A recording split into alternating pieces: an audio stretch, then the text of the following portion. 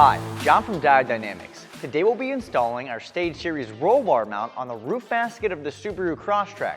Now we offer our roll bar mount in 5 select sizes ranging from 1 to 2 inch diameter tubing, and no matter which size you went with, the installation process is exactly the same. Let's get started.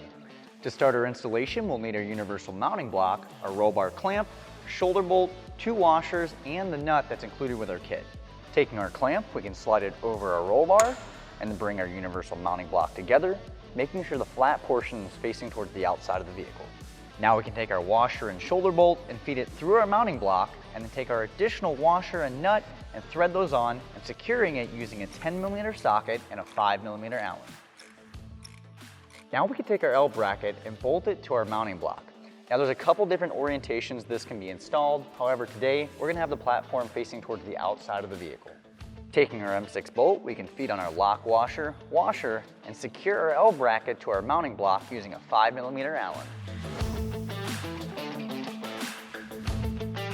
Now we can install our C1. We can put our bracket in place and drop our carriage bolt through, and then feed on our washer, lock washer, and thread on our nut, only hand tight so we have room for adjustment later. Then we can bolt on our C1 to our bracket by feeding our bolt through and threading on our nut on the other side, only hand tight.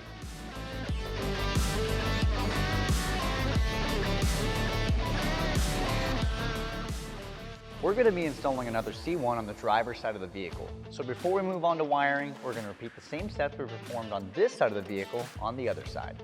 Now for wiring, you may need to get a little creative depending where you mounted your pods. We offer a range of harnesses and adapters to help you with your project. For our application today, we'll be installing our single output harness. Using a 10mm socket, we'll be loosening the positive and negative terminal on our battery so we can connect our red wire to the positive side and the black wire to the negative side.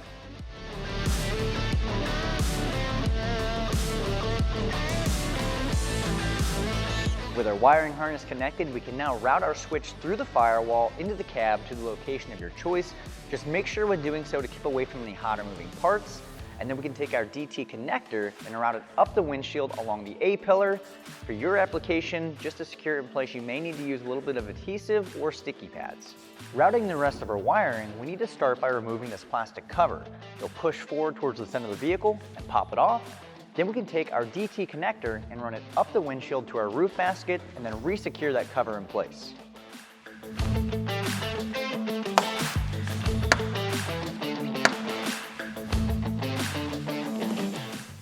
Next, we're going to take our single output harness and plug it into a crosslink splitter, and then take the remaining long end and plug it into the back of our pod. We're now going to take a 1-meter extension and plug it into our crosslink splitter, and then route it across the basket to the back of the other pod.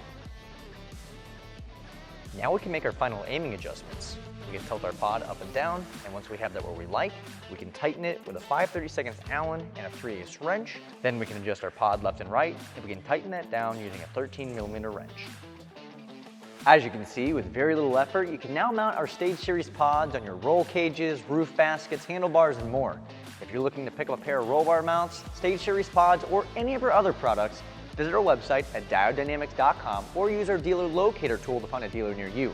And if you want to stay up to date on any newer future products, be sure to like, subscribe, and turn on those notifications. Thanks for watching.